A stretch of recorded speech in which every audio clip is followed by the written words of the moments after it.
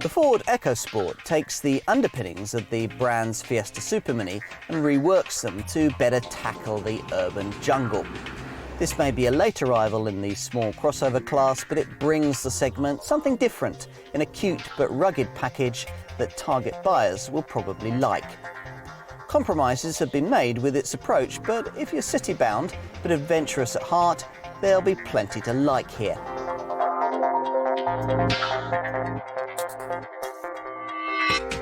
Back in 2002, Ford did something very unusual. It missed an opportunity. The occasion was the launch of a model called the Fusion, a kind of Fiesta-on-stilts that offered a trendier, chunkier, more practical, yet more stylish take on Britain's best-selling car. Here, more than a decade on, is the model that vehicle should and could have been. It's called the Ford EcoSport. You might recognise the kind of car this is. There are, after all, plenty of them about these days, supermini-based so-called crossover models, offering SUV style and attitude in a trendier, more versatile small package. Back at the turn of the century, the Fusion could have bought the market exactly that, and done so nearly a decade before segment-defining small crossovers like Nissan's Juke came along. Ford even presented it in trendy 4x4 regalia in motor show concept form, but shrank back from selling the car that way in the showrooms, where it was merely presented as a slightly bigger, slightly more versatile kind of Fiesta. That mistake won't of course be made with this EcoSport, which, like its class counterparts, is being marketed with the full urban jungle treatment. It doesn't have four-wheel drive because the city streets and school-run pavements of its natural habitat don't need it, but its raised driving position and chunky looks offer up a bit of Amazonian attitude, even if in truth this car is more CBeebies than SAS in its take on hostile street life. The tall sides, faux 4x4 undertrays and big bumpers all suggest something originally intended to be an SUV, but whose designer thought better of it at the last minute. This, though, is what the market wants. Every mainstream manufacturer today either offers a supermini-based crossover car of this sort or has one on the drawing board. Indeed, Ford could still have entered this segment earlier if it had bought us the first generation version of this car that was designed and engineered solely for the South American market. Wisely perhaps, the Blue Oval chose not to. Just as with its larger Cougar crossover model, the approach instead was wait, watch the opposition, then try and come up with something better. Something like this EcoSport? Let's see.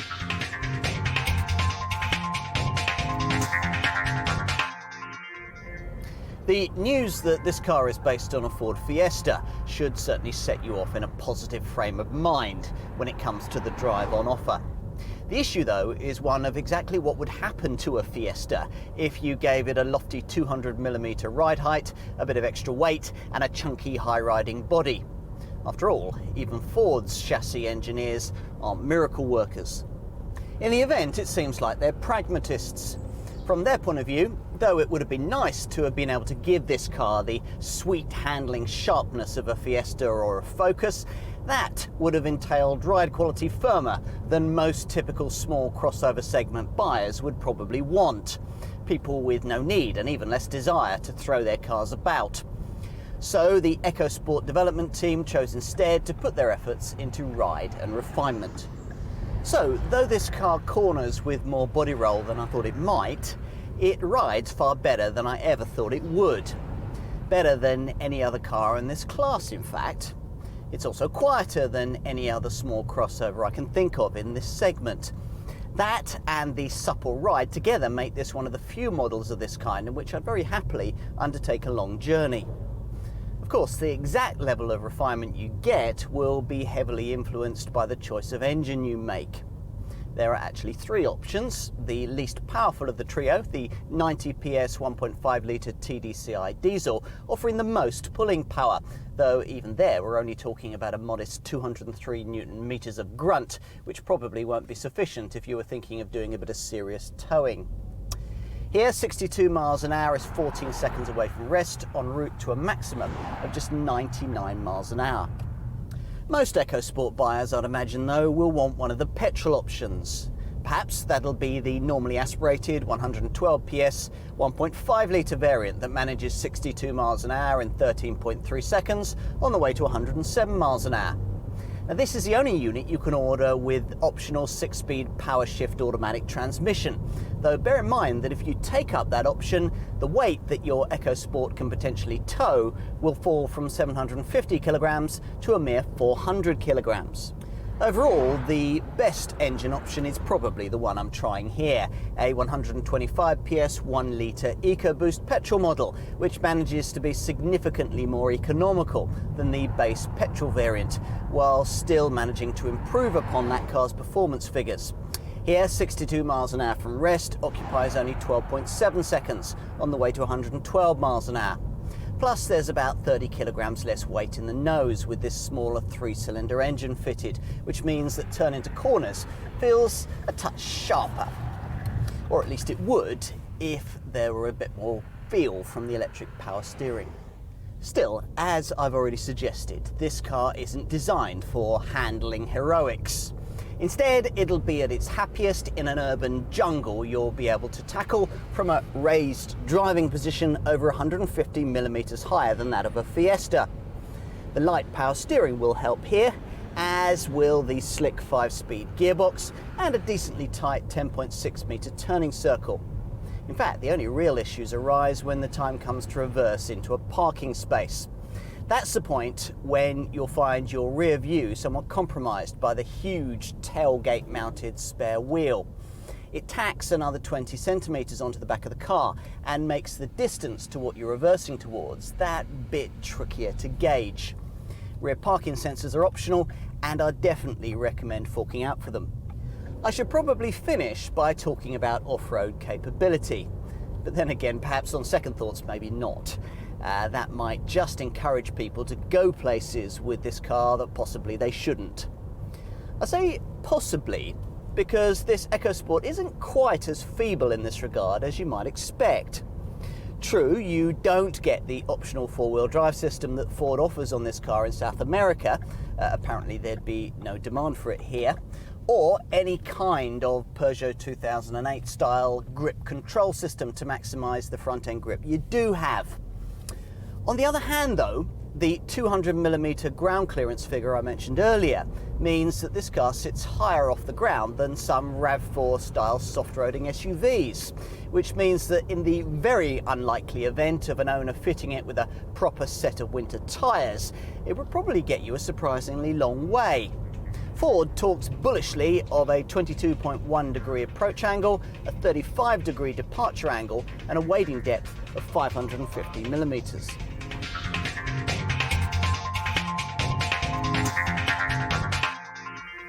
The EcoSport is a real global effort, designed in Brazil, with the version in our showrooms built and originally launched in India. It leans heavily on Ford's so-called Kinetic 2 design language, with its large trapezoidal grille, smeared back headlights, short overhangs, and an interesting blend of sharp angles and more organic curves that try and soften a front end sheerer than the north face of the Eiger. Huayo Ramos's design team were clearly aiming for a bit of SUV attitude, but some may feel that the finished result sails a little close to cuteness, with a look described by one writer as being akin to a chihuahua in a studded collar. The Blue Oval brand will probably argue this to be exactly what many potential buyers would want, and I wouldn't disagree. These sharp-looking headlights feature LED running strips. There are indicators integrated into the door mirrors, and there's a decent amount of shape and style in the flanks. As with most designs of this kind, it's very sensitive to colour and trim choice, so if you're a potential buyer, I'd spend a bit of time on that if I were you. You can't go all out with the different roof colours, two-tone paint jobs and snazzy stripes some crossover rivals will offer, but all of that can look a little ridiculous anyway. A shape that's basically right, like this one, doesn't need too much tinsel embellishment, though I would be tempted to add the optional 17-inch alloy wheels in place of the 16 inches that I have here. Talking of wheels brings me to this one, the rear-mounted spare. Yes, we're back to the SUV look of the 90s, which apparently is still very much in vogue in this car's home Brazilian market, where quick and easy access to the spare wheel is essential for safety reasons. Now that's all well and good, but this is supposed to be a global Ford design, and the company must know that outside of the tropics, buyers generally don't take to this feature. This isn't necessarily because they don't like the rugged look, or because they don't want the kind of proper full-size spare wheel that's such a rare feature in most of today's modern cars. No, this is why buyers don't like it. A huge spare wheel on the back means you can't fit a conventional top-hinged tailgate, and the side-opening rear door you must have instead creates all kinds of awkwardness when you're trying to access the boot when backed into a tight parking space. Even if you're not in a restricted parking bay but merely trying to get stuff out of the boot when parked at the side of the road, there's the issue that the side opening door is hinged on the left side. Now that means it opens away from the pavement, so when you get your stuff out, you can't put taller things straight onto the safety of the sidewalk. Instead, you have to put them onto the ground, then move them out of the path of the door before it can be shut. Now, this wouldn't be such an issue if the kind of opening rear door glass section that you get on many modern estates and SUVs was present here for getting smaller items in and out. But unfortunately, this big spare wheel doesn't permit that either. All that said, it's a feature you soon learn to live with, maybe even to like. Toyota Land Cruiser owners seem to. And without it, you'd either have to have one of those fiddly tyre sealant kits, good luck with one of those on a wet and windy night stranded at the roadside, or put up with the spare wheel eating into your boot space. That wasn't something the EcoSport designers could countenance, given that this car must try and cram family-sized levels of practicality into a total length of under 4 metres. Even as it is, the 346-litre capacity isn't one of the largest in the segment. Still, it is over 40% more than the pathetic total you get in a rival Nissan Juke, and you can increase the capacity to as much as 375 litres while still carrying folk in the back, provided your rear seat occupants don't mind their backrest angle being tilted more vertically. If you want more space and can flatten the 60/40 split folding rear bench, then up to 1,238 litres is available. Transport of bulkier items will be aided by the way that these smart standard fit aluminium roof rails enable bikes and roof boxes to go up top quite easily. On to rear seat space. Now, getting in isn't especially easy as the door aperture is quite narrow, but once inside you'll find the back of an EcoSport a surprisingly pleasant place to be, thanks not only to the high airy roofline but also to the fact that the rear seats are set slightly above those at the front for a better view out. It helps that they can recline for greater comfort on longer trips too. Of course, as with many cars in this class, there'll be the issue of restricted width if, rather optimistically, you're trying to cram 3 full-sized adults in back here, but a trio of kids will be just fine. And up front, well, the Fiesta DNA that's lacking in the exterior looks is certainly well in evidence here, most notably with the mobile phone style array of buttons on the centre console. It's a button fest that can seem rather overly complex at first, but one you quickly adjust to. The 6-way adjustable driver's seat offers a supportively commanding perch, and the instruments are clear and concise. As for build quality, well, I think I could have guessed that one of these is screwed together in an Indian factory from the hard utilitarian plastics used around much of the dash.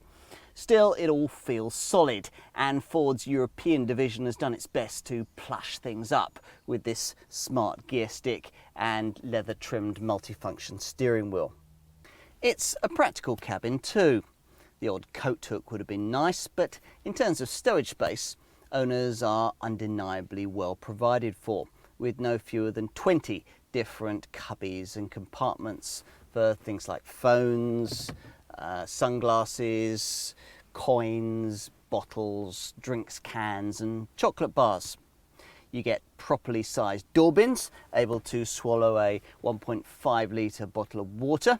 Then there's a decently sized cooled glove box that can take up to 4 330 millilitre cans, large seat back pockets and a drawer under the front seat for the passenger to keep valuable items away from prying eyes.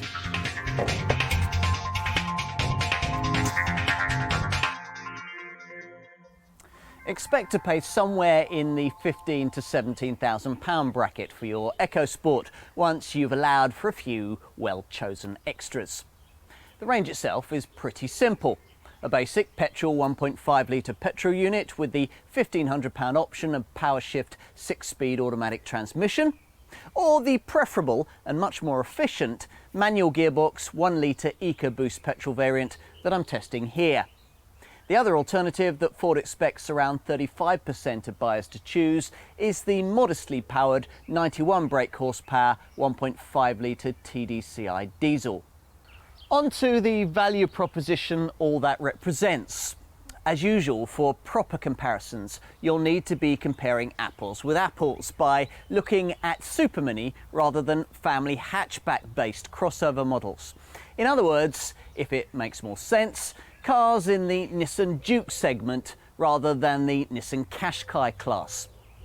This Ford was launched only with plush titanium trim, which was why prices started quite high by the standards of the segment at around £15,000.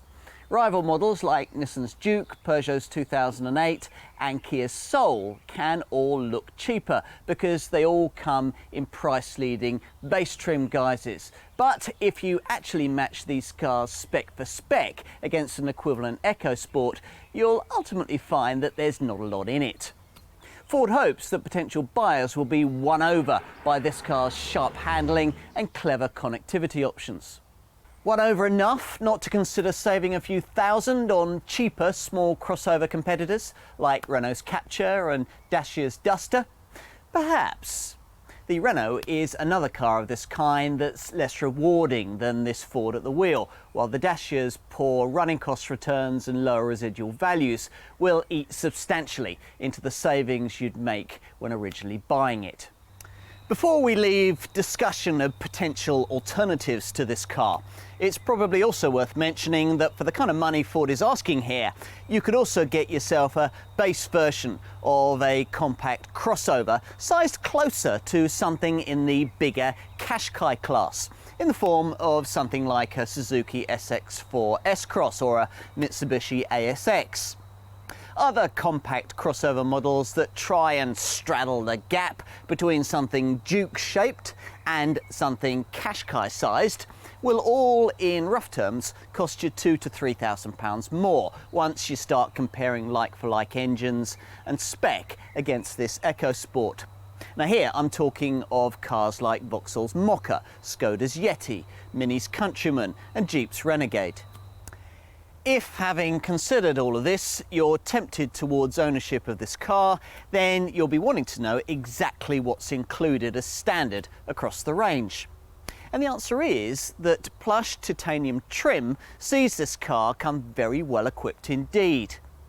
All variants get 16-inch alloy wheels, silver roof rails, front fog lights, electrically adjustable door mirrors, electric windows, front and rear, and a Thatcham alarm.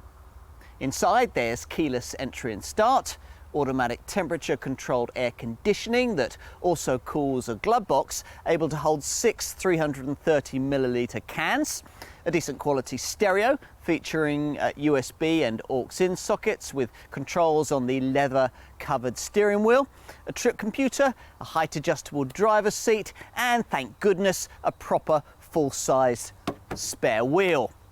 If that's not enough, an extra cost Titanium X pack will add larger 17-inch wheels, leather seat trim, cruise control, automatic headlights, rain sensing wipers and an auto dimming rearview mirror. Extra cost items worth looking at include rear parking sensors and maybe even the neat rooftop bike carrier, which can hold up to 40 kilograms. Alternatively, Ford has a tie-in with Tool, so you can get some of the best bike, ski and snowboard carriers on the market direct from your Ford dealer at reasonable prices. One thing you'll certainly have to watch out for when finalising the spec of this car is colour choice. Rather annoyingly, if you order this car in any colour other than bright yellow, you'll have to pay extra for it, and around £500 extra if the hue in question is metallic, as here, as nearly all the colour choices are. What I wouldn't mind finding extra cash for is Ford's clever sync connectivity system with AppLink. For around £250, you get a setup that via a rather small and old tech 3.5-inch display screen talks to your MP3 player, will Bluetooth link in your phone, read USB drives and can read incoming texts aloud. The really clever bit though is the AppLink part, the way that this car is one of the first to be able to allow its owners to voice activate apps. These include the wildly popular Spotify music streaming service and Hotels.com, an app enabling the booking of rooms in 145,000 hotels in 19,000 destinations worldwide. Other apps available for the AppLink system include Audioteca, that's ideal if, like me, you like to listen to audiobooks, Kaliki, which reads you the daily newspapers, Glimpse, that allows you to share your location with family and friends, and the W-Cities, City Seeker and Event Seeker apps that deliver comprehensive city and event guides, cluing you fully in on wherever your journey might take you. Perhaps most crucially, AppLink also enables you to access a TomTom turn-by-turn navigation app featuring audible instructions and on-screen mapping. Why is that so important? Well, because you might be astonished to find that this is virtually the only car on sale today outside of bargain basement models that can't be specified with a conventional satellite navigation system, even as an option. The bit I like most about the Sync Connectivity AppLink package, though, has nothing to do with apps. Instead, it's the fact that the setup includes the potentially life-saving Ford Emergency Assistance feature, which, in the event of an accident, will see an emergency call automatically placed to summon assistance anywhere you might be in mainland Europe. But what about more conventional safety provision?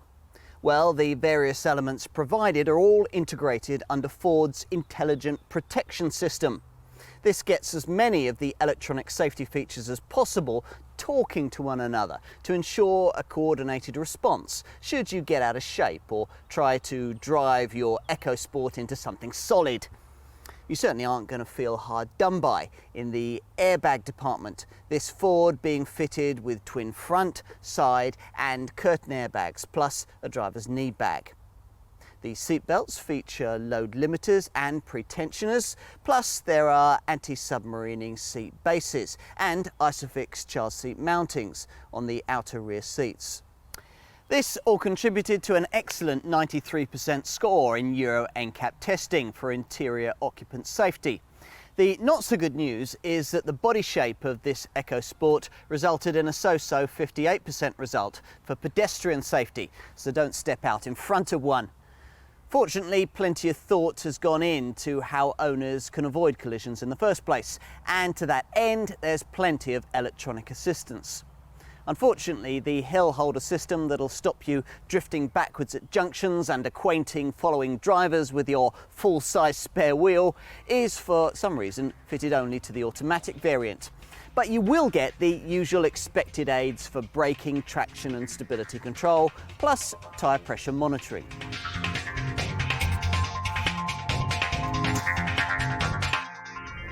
It's a lot harder to get a boxy crossover model to return efficient fuel and CO2 returns than it is with a conventional supermini or family hatchback.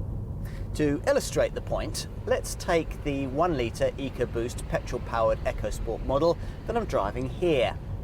The 125 PS engine beneath the bonnet returns 65.7 miles to the gallon on the combined cycle when fitted to Ford's Fiesta.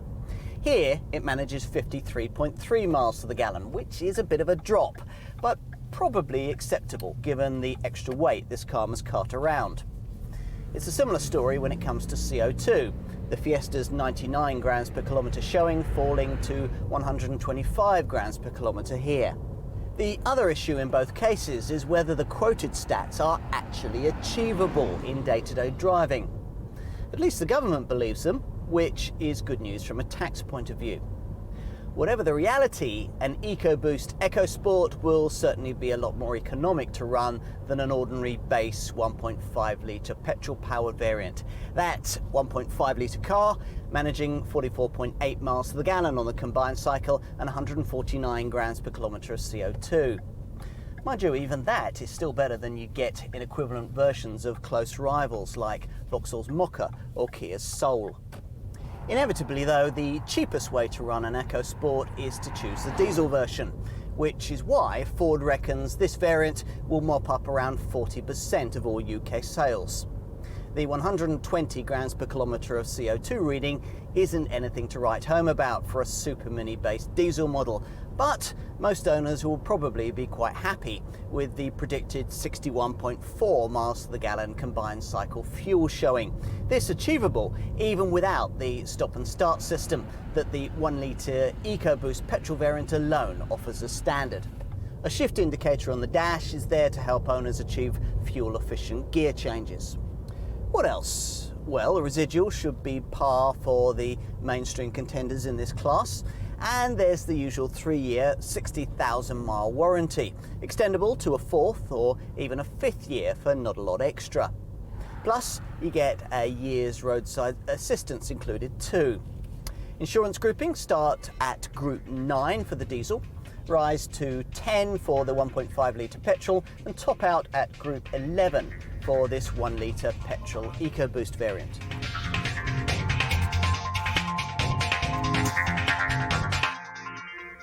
If Ford had bought us this car, or something like it, 10 years ago when it could have done, you can't help thinking that today our roads would be flooded with the things.